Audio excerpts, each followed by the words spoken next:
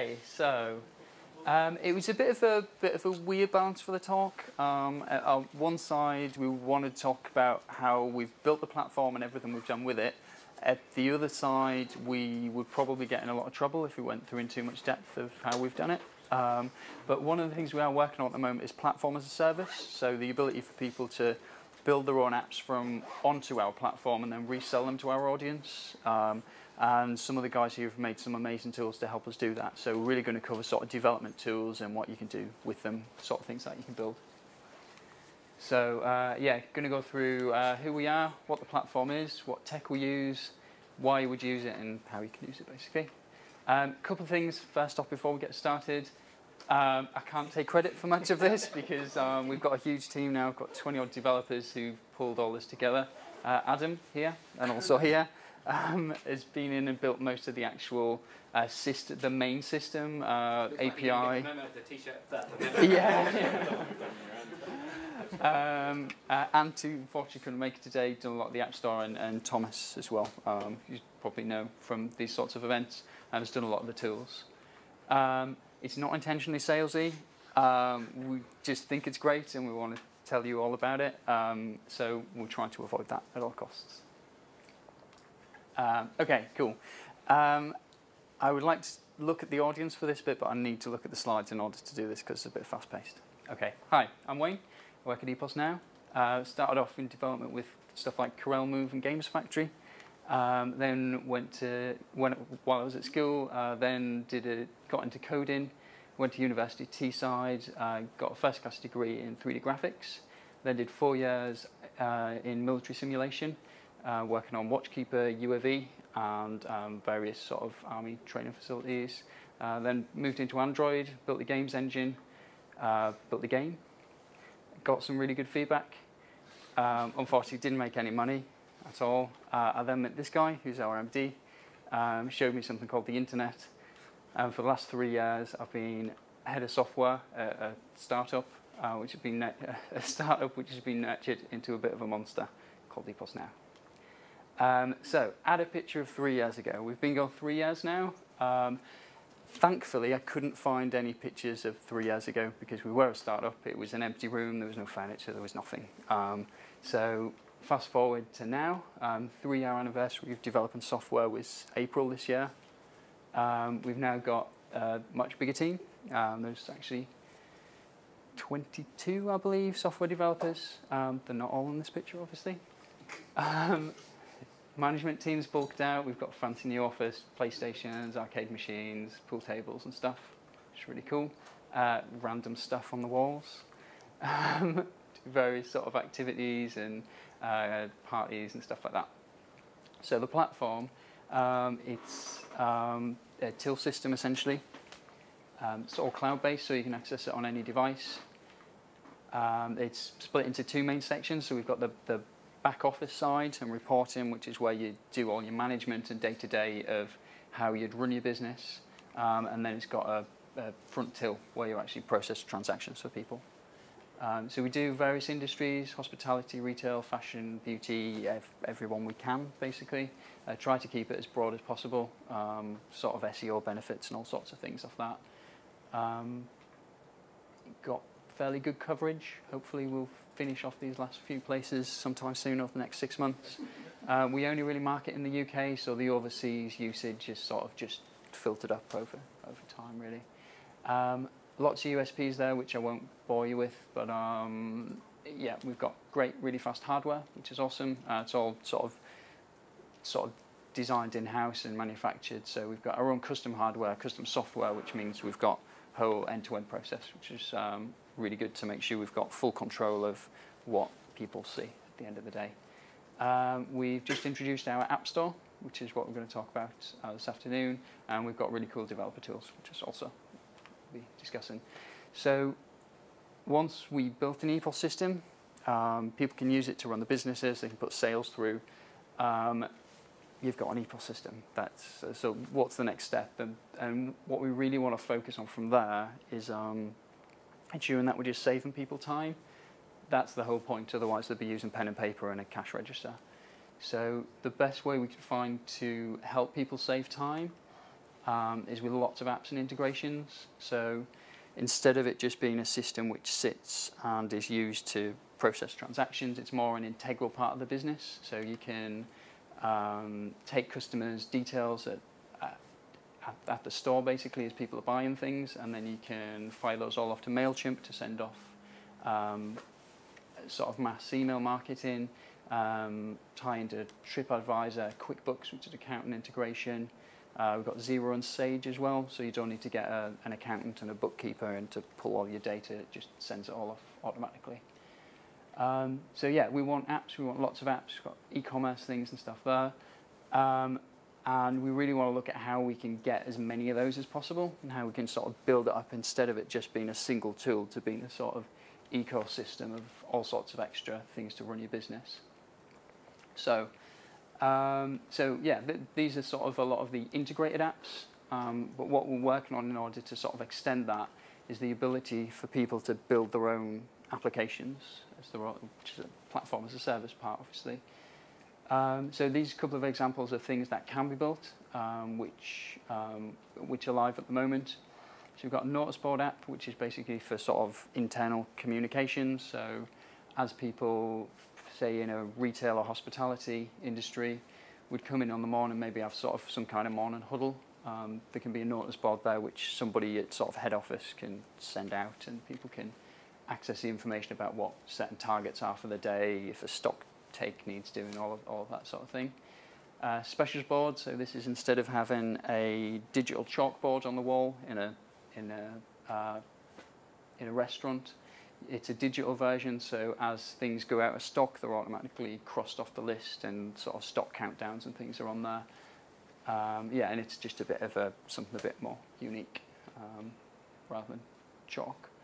So yeah, those are built on the platform. These guys have built this on the API, so this is something a bit more niche, which is it's a stock exchange in a bar, so as people are buying more of one product, the price will go up.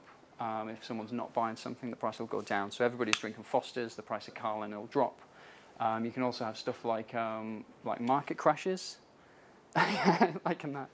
You can have like a market crash which you can throw in there, and suddenly the price of all the drinks drop, and everybody rushes to the bar and gets loads of drinks in. So it's not very responsible, but it works and people like it. So and then it sort of allows people to sort of run events around it, and it's just one extra thing you can build on. So this sort of thing we had when we first built our API, we had no idea of that would be a thing. Like, I don't know, just the whole concept of it didn't even enter our heads. So there's all sorts of these extra things which can be built, and these guys have basically built the business off it to then just have this exchange app and integrate with POS systems and resell it.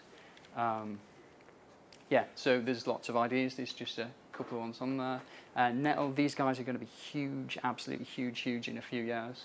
But basically, when you go for a new website, there's all the sort of drag and drop one-in-one, I think it is, website where it's straightforward. You build it all yourself, and it's the first website you build.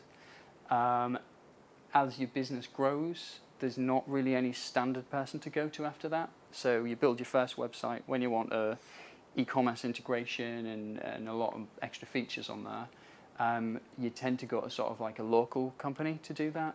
These guys are sort of making a national brand with, they basically used to be part of printing.com, which is, yeah, they've got stores all over the country. They've got 300 stores or something like that, and they're basically being converted into sort of web consultancy type thing. So yeah, so these guys do web integrations, again, use the API to do that, and then resell into the audience, which is great. So that's all that section out. We can now go into a bit more tech detail. So for the main system, it's predominantly Microsoft stuff, so ESP.NET, use some MVC, SQL, MS SQL. We've got all the regular web stuff in there. We do Java, iOS. We do hardware integrations as well, so stuff like scales and things. So we've got C++ and C#. We also do the far end of the scale of sort of web integrations as well, so PHP. So tech stack is pretty huge. Won't be able to cover it all today, and AWS for hosting. So the key things to talk about are really the ones which are to do with platform as a service. So does everybody recognise these? Well, does anybody recognise these things? No? Okay, that's good. Good start. It's not Minecraft, is it? No, it's not. You're not a Minecraft player. Yeah. Creds. So yeah, these are AWS features. I guess you'd call them features. So yeah, I guess everybody likes to hear about cloud computing. So we've got EC2 over this side, which is basically a web server instance. You can scale them up instantly. You can turn on as many as you want at the press of a button. You can make huge ones to run, maybe to just process a load of data, which means you can basically get a supercomputer for an hour if you want to play around with it, and just pay an hourly rate rather than have to buy all that infrastructure. You can scale it up, so if you decide your machines need much more RAM, you can just flick a switch basically and make it a bigger instance, which is great. DynamoDB. This is a NoSQL database, infinitely scalable, always available, really resilient, reliable, always up. It's really useful. And S3, which is basically file storage, and again with the same things as Dynamo, where it's always available. It's not amazingly fast, but it's pretty. It's consistent at least. Really consistent speed, consistent availability. The upload speed on it is crazy compared to what you'd expect as sort of normal on-premises internet connection. So those are some of the key things we use there. And one of the other things which is appropriate, although we don't use this a lot, this is what we use for a lot of the platform as a service, and one of the tools that you'd use if you were going to build something, which is _JS. Not an expert in JavaScript. I know some people in the room are, so won't go into much detail there.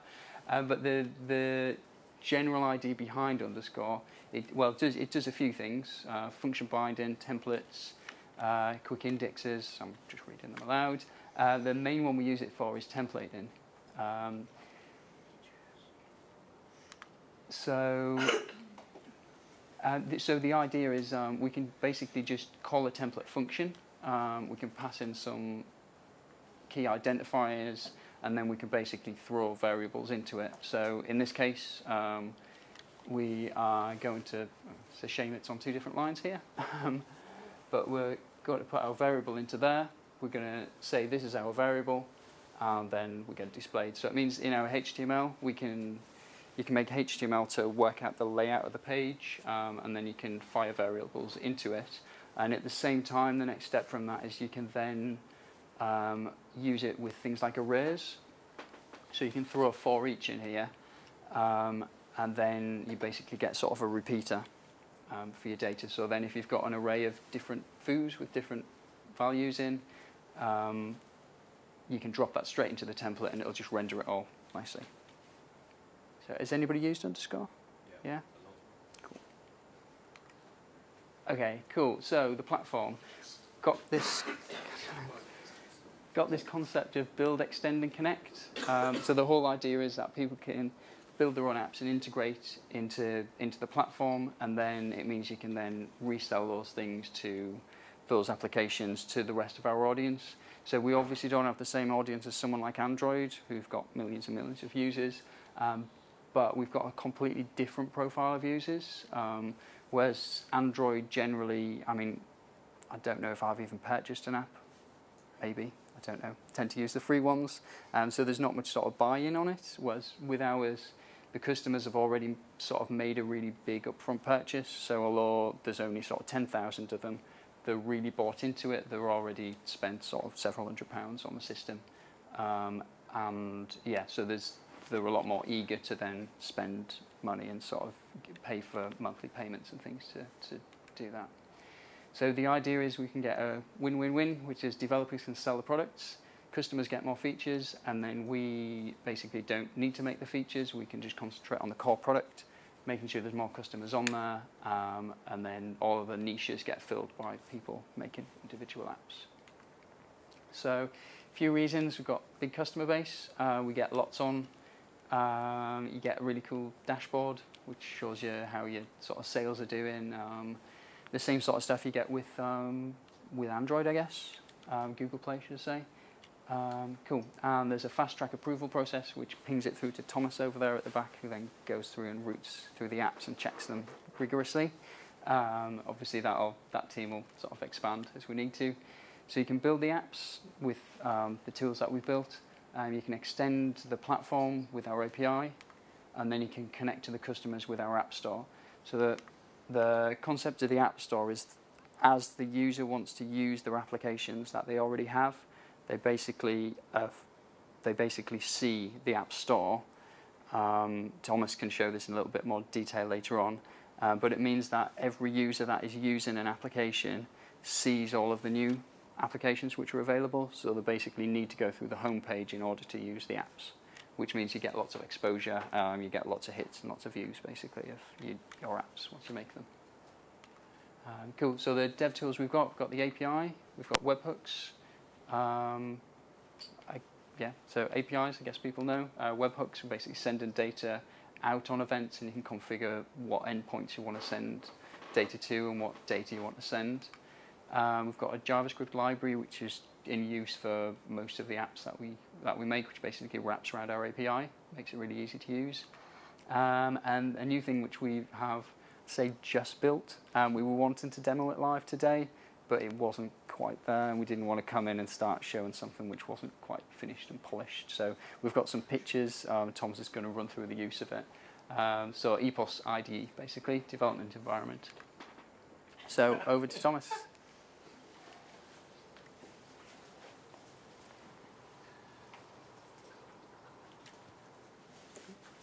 Thank you.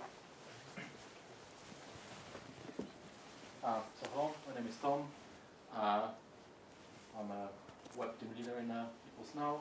I done my degree at UGA, software engineering, and I'm mainly responsible for App Store API and all the tools which the developer can use to build the apps. So that's a screenshot of our App Store. We've got almost 100 apps at the moment on the App Store. All sorts of apps like integrations with accounting, for simple apps like notice board or special boards, which I previously show you.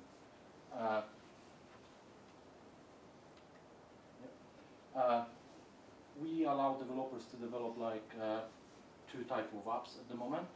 So for example, customer may want some reporting apps. We've got a dashboard, reporting dashboard in our main system. So developers can develop the small widgets to the dashboard. So for example, like any kind of small report saying your sales, what the single or your staff members selling, all kinds of reports you can put on the dashboard. And also we allow people to build the apps which are run directly on the tills, and you can add the stuff to your transactions and directly integrate with your transactions on the till. So all the apps, both like dashboard widgets, till apps, and the apps which are working in the back office, they're mainly JavaScript apps at the moment. So it's pretty easy to build them. We've got a nice JS library which allows you to skip all the ground development and just concentrate on the logic and get the apps built quickly and deployed on the App Store. On our platform, all the apps got like a settings section where you can specify what your app is doing, where you want your apps to be displayed. For example, if you want an app just that's going to run on a till or just in the back office, or if it's dashboard widgets, you can say, like for example, get your app to run in the full screen mode. So if you're on a till, you can switch on your app to the full screen mode, and for example, like the special boards, that's the kind of app which you want to run in full screen mode. And you can also say that the apps sends data to the till. So if you want to add the products to the transaction, cash some money to add the tenders to the transaction as well, you can do it from your apps.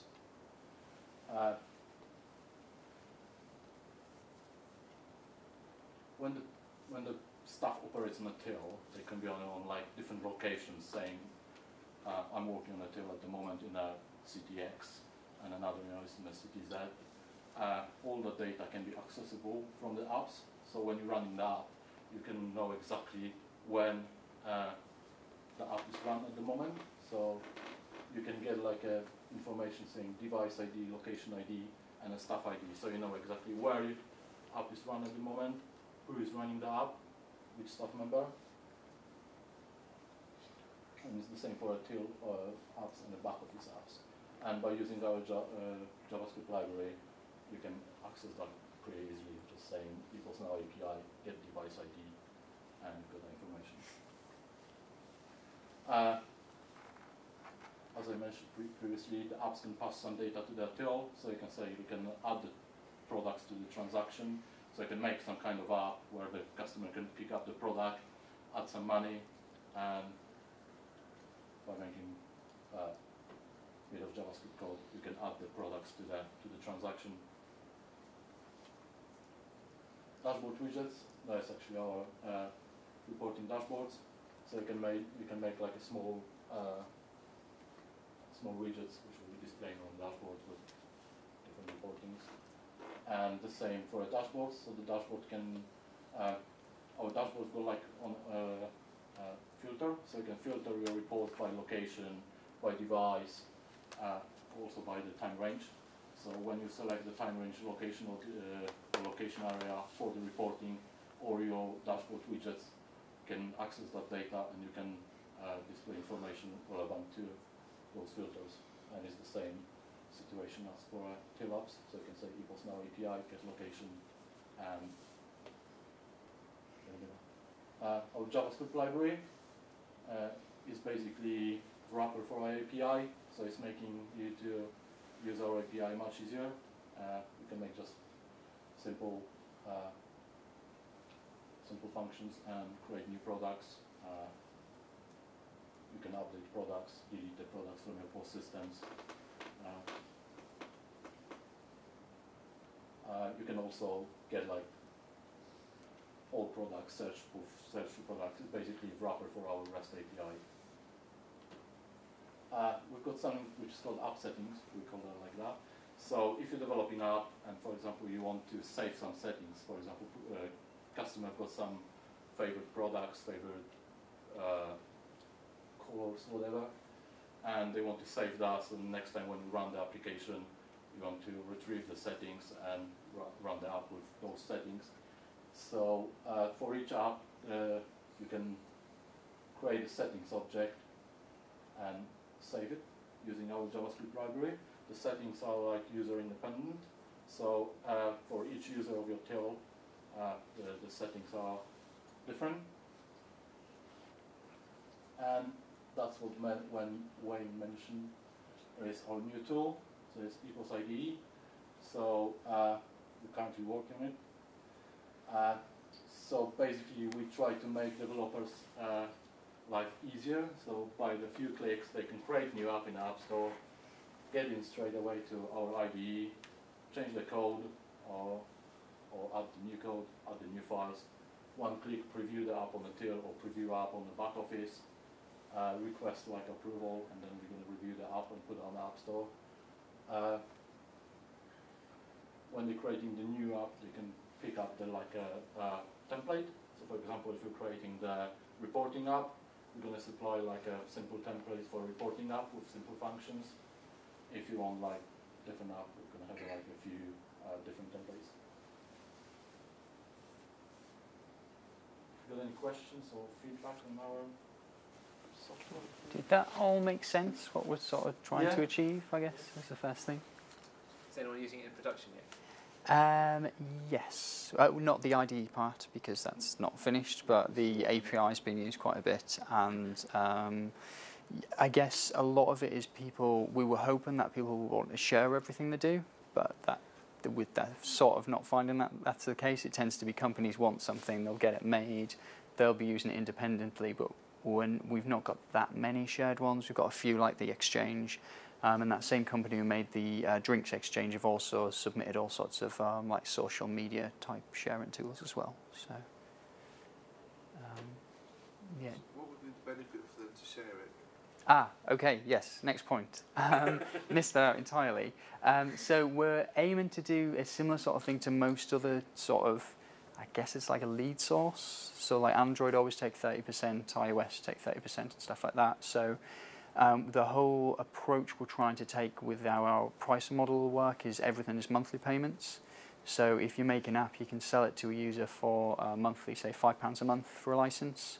And we'll take 30% of that to support the costs, and yeah, you get the rest. So, and I guess that's again quite a difference between developing for something like Android versus this, is that Android is generally a one-off payment, whereas if you can build up small monthly pieces of revenue, it's sort of, yeah, works much better long term.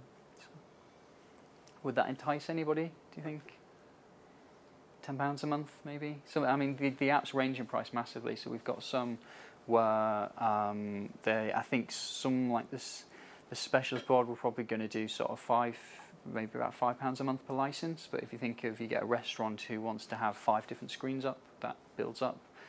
Things like accountancy integrations are a bit more expensive. So I think they start 25. 25 and it's 15. 25 for the first location plus £15 on top of that. So it does build up once we see some of the bigger customers, and we've got customers who've got like 60 locations, 100 locations. So if you get one of those at each, it's pretty big. So,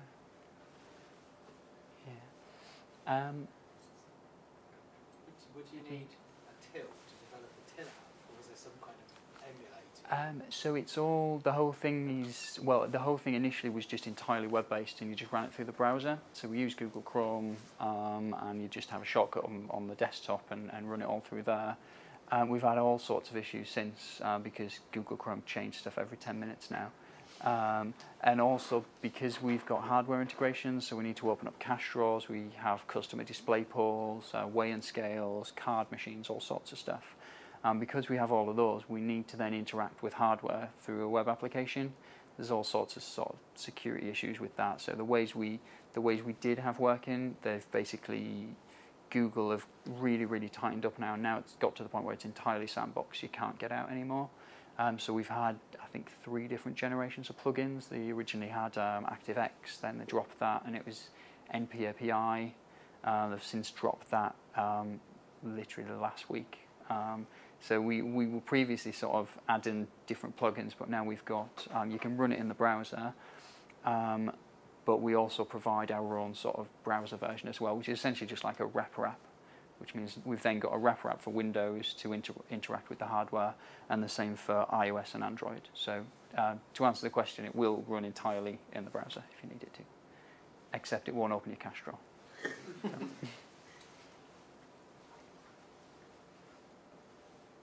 So, as a developer, can I have a look at any information about who your customers are, so I can have a better idea of what app to develop?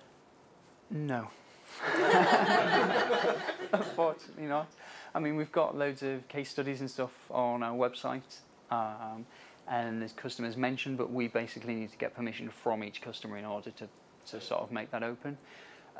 We do have tons of feedback from them though, and requests. So we use our CRM that we use is just, it's got tons and tons of requests for different things in there. So yeah, maybe that's a good idea to sort of expose that to see what people are after. Yeah. What about vaguely what kind of industries they're in? Would that be available? Yeah, well, the cut is, I'd say, probably about 80% split between retail and hospitality. Okay. And that's probably, out of that 80%, I'd probably say about 65% maybe are retail, and the rest are hospitality. Retail, we sort of include fashion and various other things in there as well. So, and then it's other stuff like pharmacies and strip clubs and anything you can think of, basically.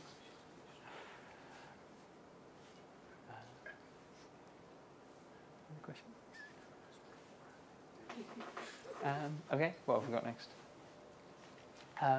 Cool. So in general, is that something that people think with? Is that like an interesting opportunity, do you think, or would you rather just do an Android app and make some games? I mean, it would be interesting if you make a game. It's probably the first game to be built on an EPoS system. So we'll social media that to the max if you do it.